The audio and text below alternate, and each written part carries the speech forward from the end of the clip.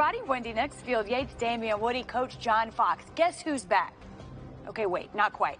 He'll soon be back. At least that's what we hear. Steelers running back Le'Veon Bell tells ESPN he is playing football in 2018. And no, he does not expect to be traded. In fact, he says he hasn't given up hope that he can continue his career in Pittsburgh after the season. He is not with the team yet, but is expected to report during the week 7 to 8 time frame. The Steelers have a bye in week 7. Bell plans to be ready for the week 8 matchup with the Browns. That's on October 28th in Pittsburgh, and will decide, he says, how much to practice accordingly. The Steelers go as the Killer Bees take them. Since Le'Veon Bell was drafted in 2013, Pittsburgh is 41-19, including the playoffs, when their Killer Bees, Bell, Big Ben, and Antonio Brown, all play in the game. That win percentage drops 151 points when at least one of the three is unavailable. Our Steelers reporter Jeremy Fowler joins us now from Pittsburgh. Jeremy, you broke this news yesterday, and one thing that stood out to me at least was the confidence Bell had that the team may be willing to renegotiate with him eventually. What's the reasoning there? Well, Wendy, great to be with you. And I spoke with Le'Veon for the better part of an hour, and that was still the most surprising thing to me. He said, hey, maybe I'm naive, maybe I'm just hopeful, but I still want to retire a Steeler, be here long term. So I sort of checked him on that. I said, this looked like a bitter divorce not too long ago after a very hectic month. What has changed? He really said nothing's changed. They still hold my rights. At the end of the season, we can negotiate. He said in a perfect world, they would rescind the tag and give him the guaranteed money that he wants right now, although he acknowledged that wouldn't be very savory in the eyes of the NFLPA and the NFL based on the CBA. But he's still holding out hope, and he said a lot can happen during the games that he expects to play. Jeremy, what did he have to say about the perception that's out there, and perhaps even from some of his teammates, that he misled this team? Well, Bell was clear on this point, Wendy. He said he told nobody his plans. He did not let any teammates know. And to the defense of Center Marquise Pouncey, who had told me week 1 that Bell will be here Wednesday, and then he wasn't, he said he was just going off confidence, that Bell never told him directly. And Bell said the team has no idea when I'm showing up, and that has been strategic on Bell's fault. He said it's not my fault if anybody else sort of assumed that I would do the same thing I did last year, which was show up week 1, skip training camp, and be ready to go. He said I simply wasn't ready to give myself 400-plus touches over 16 games. There are still reports out there that Steelers would be open to offers in terms of a trade for Le'Veon Bell. What do you have to say about that? Well, I asked Bell directly about that several times, and he said he understands the situation. He's open to it, but he would have to know everything. Because he has not signed his franchise tag, he can veto essentially any trade offer. So he said he wants to go to a team that values his skill set and values winning. So he would prefer that to be Pittsburgh, but if it's not, he's open to the idea. But Bell did point out he does not predict a trade. He doesn't expect to be traded. He said, look, if the Steelers are looking for, say, a second-round pick and a good player in return, that's a hefty price for what is a rental player for the year when you can't negotiate on that franchise tag. And so he is open to all options. He said teams like the 49ers, Colts, Eagles are teams that he believes will be interested in him, but he thinks more in terms of March free agency than October. Jeremy, thank you. Listen, never say never. We've seen a lot of strange things happen in this league, but I know it's wrong to say this is the story that keeps on giving, but it sort of is. It just continues to take some interesting turns, Damian. Let's start with this. Obviously, when Le'Veon Bell returns, the first thing he'll have to do is deal with his teammates inside that locker room. Will that be an issue? No.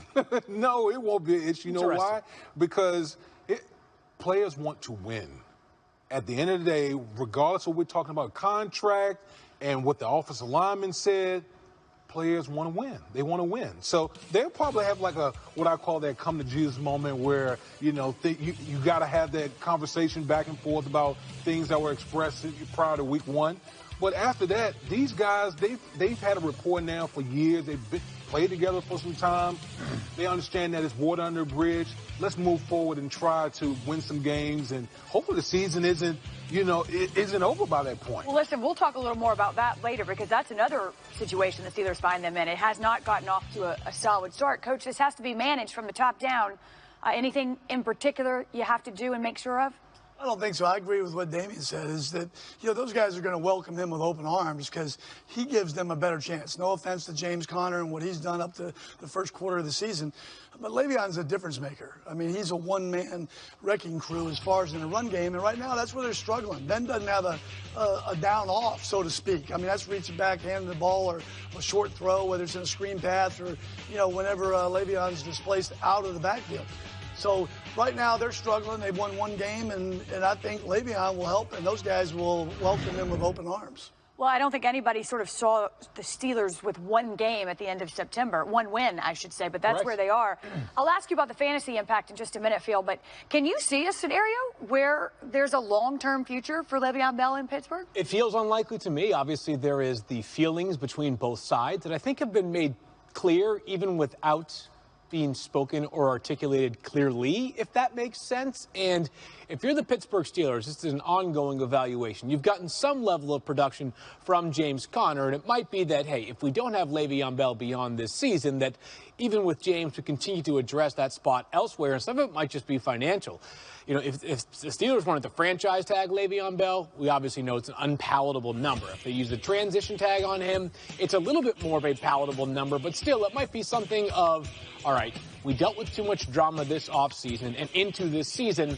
Just move forward. Let's put this all to bed and use that cap space elsewhere, despite the fact that Le'Veon Bell is one of the game's most uniquely talented players. And I think during this first 4-week stretch, because of the way James Conner has played, people have actually come to maybe underappreciate just how good Le'Veon Bell is, saying, hey, look, anybody can replace him. As Damian said, since week 2, it has been 3 yards in a cloud of dust in Pittsburgh. Yeah, it's not the same thing. We'll talk about the situation again that Pittsburgh may find itself in when Le'Veon Bell does return coming up. But right now, we do want to talk about a player who certainly is on the field. In fact, he's been on the field and taking the league by storm. That's a bad man right there. The first week of the season, wow.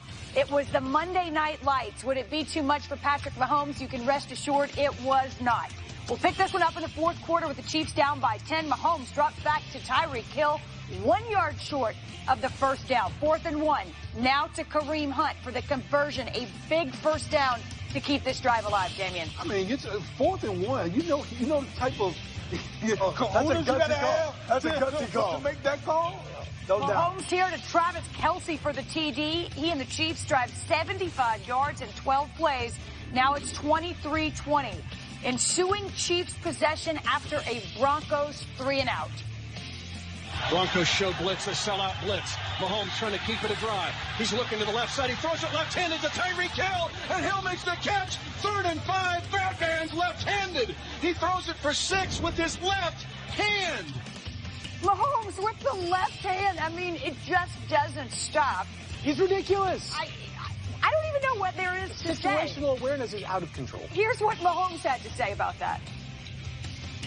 I felt Vaughn on my back, and I knew I couldn't throw it with my right hand, and I knew we needed the first down, and so I kind of just shot putted it to Tyreek.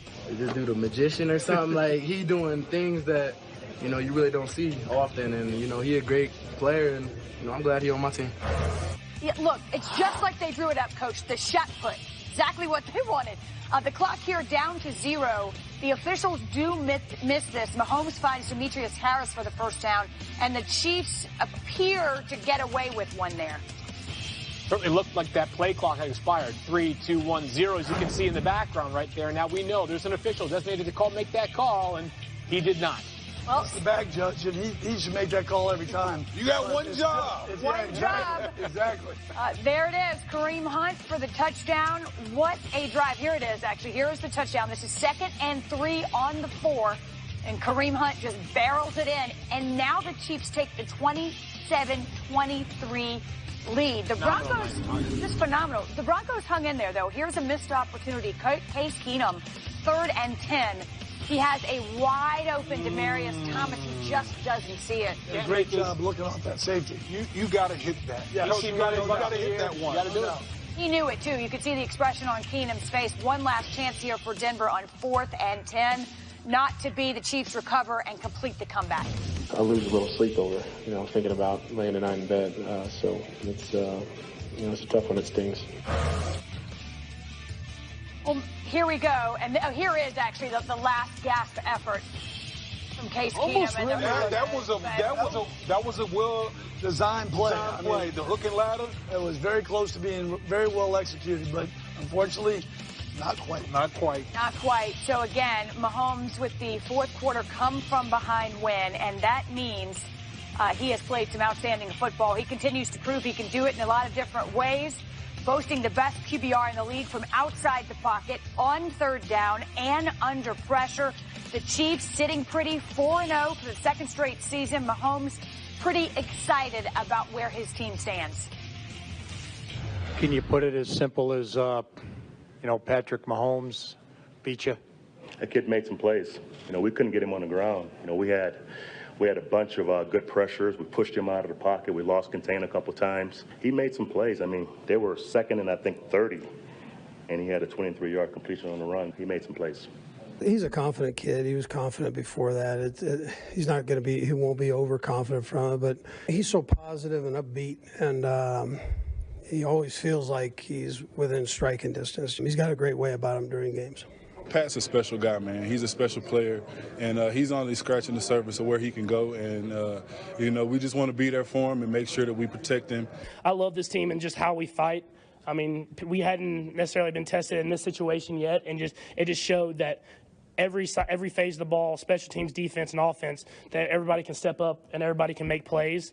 And I knew we had it, and I'm glad we got to show it for everybody else, and we're going to keep it rolling as the season goes. I can tell you what, after spending time a week ago with his high school teammates, his college teammates, and then you heard what those guys say, they all say the exact same thing. And they also believe he's doing what he's done really since Little League, and he's doing it at the NFL level. It's crazy. So here we go. Here's the panic button, gentlemen. I'll put that out there. Just in case we need it. Okay, just in case. I'm not sure that we will, because here's where we'll start. How about this? Are you panicked or patient when it comes to AFC defensive coordinators trying to stop Patrick Mahomes, Coach? I'm definitely going That's panic. a fun one. Right? Yeah, I hear you. When you look at all the plays he made, he did make a lot of plays that weren't on our highlights. But what's really impressive is Denver is probably as good a home field advantage as there is in the National Football League. And with 12:47 to go, Patrick Mahomes goes no huddle, 10 points down, and does all this. He has to get the team lined up. He has to organize it. This throw right here, at the goal line, is an unbelievable gutsy call, and he did it all night long, and he really is the reason. He's got a great supporting cast, there's no question, but he makes it tick, and that was really impressive, was how he was able to do that. Down 10, no huddle the whole fourth quarter, and make it happen. I know it wasn't a 30-yard bomb, but when's the last time you saw a quarterback throw with his opposite arm? Left-handed. It was a shot put, but I don't care. You got to have the presence of mind to think about it. I was going to say left-handed throws are now reserved for Jarvis Landry and Patrick Mahomes. Landry's a wide receiver, and Mahomes is a righty quarterback. I've seen it thrown out of bounds to negate a sack. All right, but to throw it left-handed, complete it for a critical third down conversion is unbelievable. Field Yates, panic or patience? Let me say this. That offense is prolific. There's no doubt about that. Yeah. That defense could use some work. And when you get into the postseason, assuming they do, and the offense sputters one night, it can make a big difference, and it's win or go home. Panic or patience on that Chiefs defense? They're 4-0, and Patrick Mahomes is brilliant. So part of me wants to put this in my left hand and just chuck it as far as I can, which won't probably be very far. Right. That being said, Wendy. Okay, we do need this thing today. I'm a little panicked by this defense, and I think the Chiefs, objectively speaking, are as well. They are not on pace to lead the league or just lead the league in terms of total yards allowed. They are on pace to allow more yards in a single season than any other team in the history of the National Football League. They've got some holes right now, and this game was a tight one, and I think the Broncos left some points on the field last night. That being said, I would take the Chiefs situation over basically anybody's in the NFL, perhaps outside of the Los Angeles Rams. Maybe I'm nitpicking here, but I think the Chiefs are probably going to take some time to themselves and say, you know something? We got a lot of room to improve on the defensive side of the ball. For the first 4 games, first quarter of the season, Field, the one positive note is they lead the league in third down defense. Sure, yeah. So that's something that they can hang their hat on. They've got good outside pressure with Justin Houston as well as D. Ford. And it gives them a chance in some areas to improve. They didn't tackle as well as they need to, but there's reason for concern. Denver could have, if they would have just stuck with the run, they could have won that game last night. We talked about it. There were missed opportunities, I think, if you're the Broncos. And I think Case Keenum said it best. It's going to keep you up at least for a day or two. Of course, it moves fast into a new week. But we did see the officials miss that call. Wasn't necessarily what decided this game. There were a lot of plays, always is. But panic or patience when we're talking about officiating as a whole, Damian, this season. Don't break the button, D. Yeah, I don't break the button. I kind of want to back up. Hit it with you. Okay, very nicely done, Damian. Very nicely Listen, done. I'm always. I know Coach wanted just smash it. I'm always going to go with panic as it relates to officiating, because the difference between the National Football League and other sports is there's only 16 games. So each game, the first game is just as important as the last. And when you have critical calls, whether it's this game with the clock, or we're talking about the Browns Raiders game where there was multiple calls, two calls that could have determined could have flipped the game in favor of the Browns. These type of calls can be the difference between a coach retaining his job or being fired. I mean, think about that. That's the type of, it's like literally it's that narrow when it comes to the National Football League, because we just know the nature of the sport. Well, it is a 16-game season, to your point. That's a far cry from 162, or I don't even, how many they play in the NBA? 82 and 82 in the NBA and the NHL. October 14th, NBA returns, and tomorrow night, hockey returns. Next level. There you go. Just in case. Clearly, I need to field here. Earl Thomas, he's had a dramatic month, that's to say the least. Holding out of training camp and then opting out of practice, then the injury and the middle finger. We will have the Seahawks response coming up on NFL Live. And how will we respond to this? Damian Woody bringing the heat with the New York dumpster. The dumpster is burning, baby.